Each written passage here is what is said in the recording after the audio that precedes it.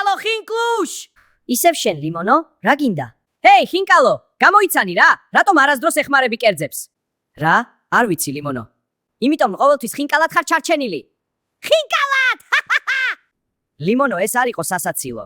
არ იყო სასაცილო. ლიმონის ხუმრობა მჟავეა. ჩემი ფერი სიცოცხლეა, შენი კი სიყვითლე. ჰეი, ხინკალო, მითხარი, შენი ოჯახი დიდია? ბევრი კუჩიანი ნათესავი ყავს? ოჯახი, მე სერიოზული საჭმელი ვარ, ლიმონო. კულტურის ნაწილი და ეს კუჩი არ არის ოჯახის წევრი. კულტურა? ხინკალი ხელოვნების ნიმუშად. აბა, დაიდგი გალერეაში. ლიმონო, შენ უიმედო ხარ. ხელოვნებასა და კერძებს შორის განსხვავება რომ არ იცი სირცხვილია. სირცხვილი. სირცხვილია ის რომ ხინკალი ჯერ არ გახინკლულა ჩემს პირში. ლიმონო, გემუდარები გაჩუმდი. მე უკვე ვგრძნობ როგორ ვიშლები ნელ-ნელა. იშლები? ანუ შენს კანს იცვლი ჩემსავით? აბა გინდა გაიხადო. ლიმონო, ეს ამაზრზენია. ხინკალი არ იცვლის კანს, ის უბრალოდ იხარშება. ღმერთო ჩემო, რა დონეზე ხარ? ჰეი, პამიდორო, იცი რატომ არის შენი ფერი წითელი? იმიტომ რომ ყოველთვის გაბრაზებული ხარ. აბა დამშვიდდი. მე არ ვარ გაბრაზებული. მე უბრალოდ ვცდილობ ამ ქაოსში რაღაც აზრი ვიპოვო, მაგრამ შენ ყველაფერს ანადგურებ.